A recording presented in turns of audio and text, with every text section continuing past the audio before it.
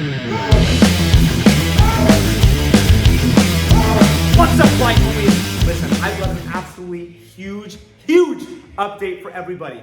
Because of all the support I've gotten from everybody, all my amazing blind freaking homies, we just got an opportunity to become Rascal Apparel's newest sponsored athlete. Are you kidding me? Bro, what? Oh my gosh, Rascal Apparel is a brand that I've loved for a long time. Having grown up, when I first started lifting, I was checking out Omar Isof's videos. When I was first diagnosed with my blindness, he was someone who really helped me nail down my technique and get motivated to work hard. So it's absolutely crazy to work with that company. They've got some of the sickest designs I've always loved. The dump covers are insane. But oh my gosh, because of you guys, because of all the support, we're now having a huge opportunity to represent the brand and work with them. That's just nuts. But the craziest part about that to me is that if enough people use code BLIND, they said they will make our very own blind barbell shirt, a blind barbell inspired shirt just for the freaking blind homies. That is just nuts. Guys, I think we can make this happen.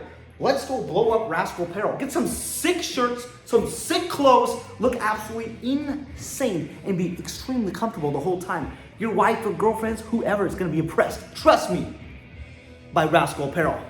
But then we can unlock our very own blind barbell shirt. Can we do this? I know we can. Thank you so much, blind homies. Literally changing my life day after day after day with all the support you guys are giving me. Let's keep growing. We are all in this year. All in. What's up, blind homies? Let's get into the training today. So I'm officially starting my Strongman arc. I have my very first Strongman competition in February. But here's the thing, I've never trained like a Strongman before. So I was able to find a program right here on Boost Camp that's gonna help me train like a Strongman using the equipment that I have here in the gym. Basically no logs or anything, just basic equipment to train like a Strongman. So the first exercise we're gonna do today is a deficit conventional deadlift. I can no longer pull sumo if I'm gonna do Strongman. So we got this conventional pull on a deficit. I haven't done anything like this in quite some time. So it's gonna be pretty light. Ideally, I think this program's starting me super light the first couple weeks. It'll get heavier and heavier, but I have to get used to this conventional, not cheating on my deadlifts. Oof. Oof.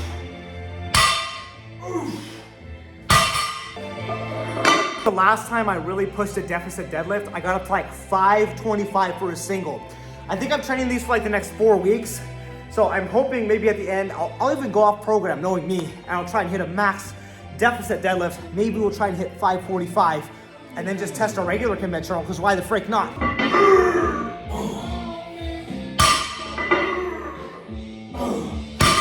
Dare I say that felt good.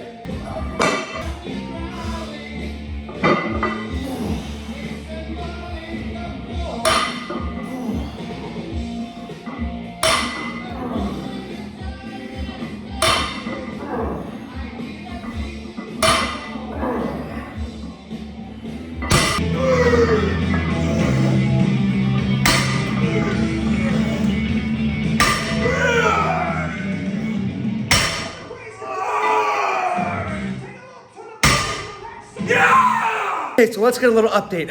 I finished up all the conventional deadlifting and my lower back is already fried. Now we have to do paused front squats. Given, we're doing an RPE 5, okay?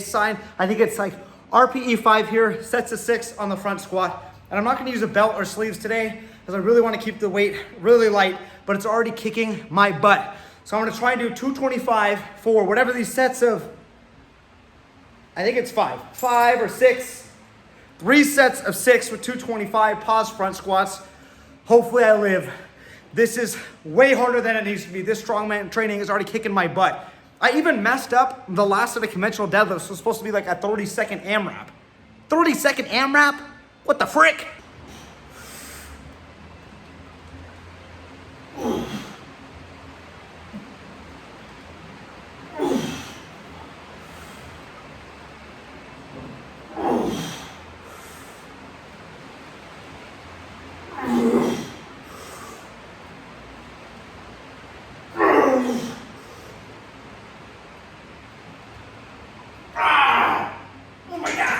Conventional deadlifts and front squats should be a sit in the same workout.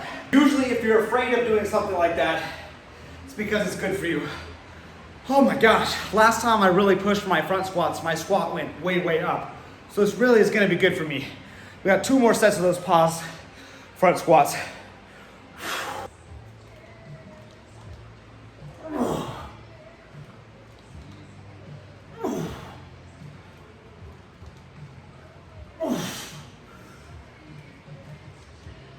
Oh, my knees are popping every time.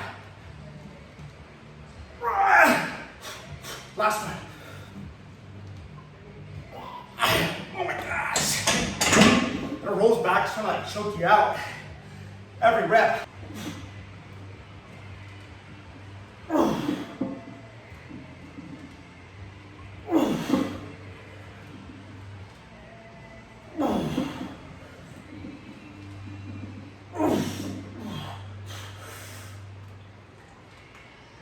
My knee buckets.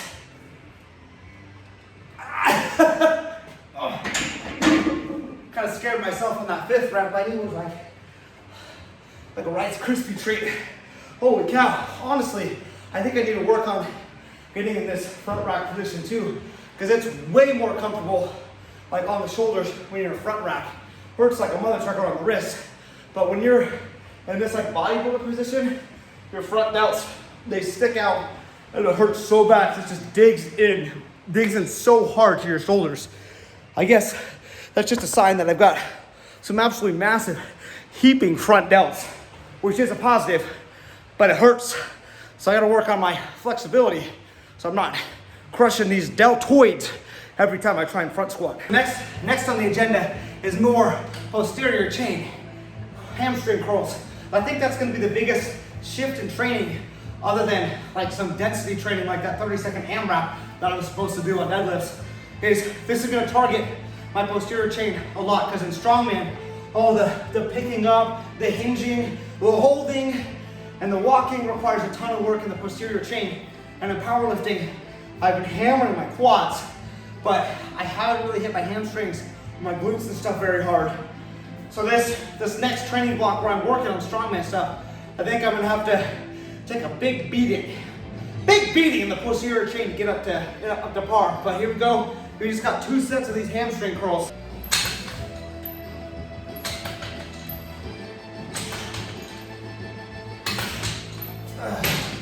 That right there was a warm-up though. I think it's important before you hit your accessories to at least get 1 warm-up in. If you just jump in, like I have assigned 2 working sets, but if you just jump in to your working sets without a warm-up, usually you end up taking that first working set not optimally, you would say if you're science-based. You end up taking that first warm-up set not as seriously, and it's more about getting the blood flowing. So by getting 1 warm-up set in, you're able to hit a weight that's actually closer to what a true working set would be. And I find you just get more growth with better sets.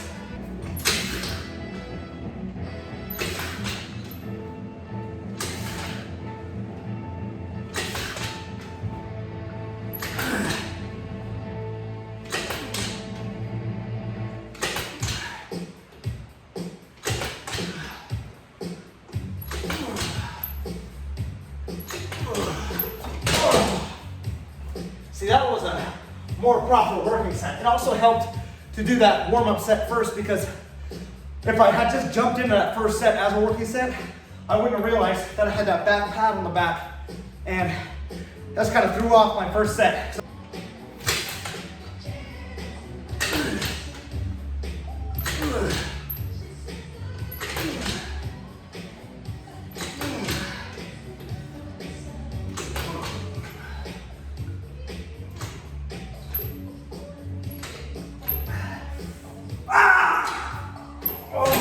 So we're on to our last exercise, which is a Croc row. I think I've got these set up right, but it just started absolutely pouring down rain. So sorry if you can't hear me. I live in Oregon, and right now we've got an atmospheric river, which basically just means it's pouring rain and pouring rain and pouring rain. The flood warnings are going off like crazy, but we still got to get this training session in. Right now it's like 9 o'clock. So I've been training after my kids go down to bed. We got the rain hammering overhead. We got some thunder low-key in the background. And we're hitting these Croc rows, trying to build up an absolutely monstrous upper back.